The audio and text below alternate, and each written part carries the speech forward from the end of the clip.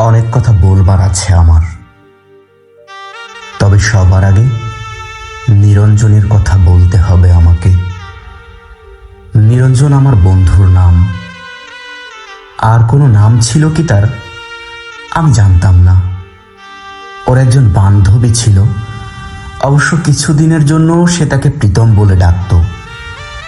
ওর বান্ধবীর নাম ছিল জয়লতা। নিরঞ্জন জয়লতা সম্পর্কে আমাকে কিছু বলেনি তেমন। জয়লতাকে কখনো চিঠি লিখেছিল কিনা সে কথাও আমাকে সে বলেনি। তবে জয়লতার চিঠি আমি দেখেছি।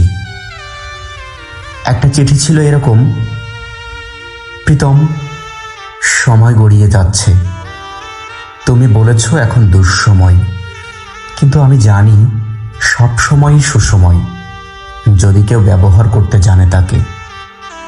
আমি বুঝি বেশি দিন নেই, যদি পারো এক্ষুনি তুলে নাও, নইলে অন্য পুরুষ ছিবড়ে খাবে আমাকে। আমার ঘরে বসে সিগারেট টানতে টানতে নিরঞ্জন চিঠিটা চুপ করে এগিয়ে দিয়ে বলেছিল, বিভু, চিঠিটা পড়ুন। আমি প্রথমে পড়তে চাইনি, পরে ওইটুকু পড়ে তার দিকে তাকিয়েছিলাম। না, ওই সিগারেটের ধুয়োই আমি কোনো নারী প্রেম তাড়িত মানুষের ছায়া দেখিনি। ভয়ানক, নির্বিকার। কিছু বলছেন না যে? আমি জিজ্ঞেস করেছিলাম। কি বলবো এই ব্যাপারে? কোন ব্যাপারে? এই যে জয়লতা। বাদ দিন। আমি বাদ দিয়েছিলাম। নিরঞ্জন আমার ঘরে বসে অনেকক্ষণ সিগারেট টেনে টেনে ঘরটাকে অন্ধকার করে চলে গিয়েছিল। সেদিন জয়লতার সঙ্গে অন্য পুরুষের বিয়ে হয়েছিল। আমি জয়লতা এবং অন্য পুরুষটিকে বহুবার দেখেছি বিশ্ববিদ্যালয়ে। জয়লতা আরো দেমাগী, আরো সুন্দরী হয়ে উঠেছিল। অন্য পুরুষ ছিবড়ে খেলে মেয়েরা বুঝি আরো সুন্দরী হতে থাকে। এ কথার সূত্রে সেদিন নিরঞ্জন আমাকে বলেছিল, মানুষকে এত ক্ষুদ্রার্থে নেবেন না। মানুষ এত বড় যে আপনি যদি মানুষ শব্দটি একবার উচ্চারণ করেন, যদি অন্তর থেকে করেন উচ্চারণ, যদি বোঝেন এবং উচ্চারণ করেন মানুষ, তো আপনি কাঁদবেন। আমি মানুষের পক্ষে, মানুষের সঙ্গে এবং মানুষের জন্যে। হ্যাঁ, মানুষের মুক্তির জন্য নিরঞ্জন মিছিল করত।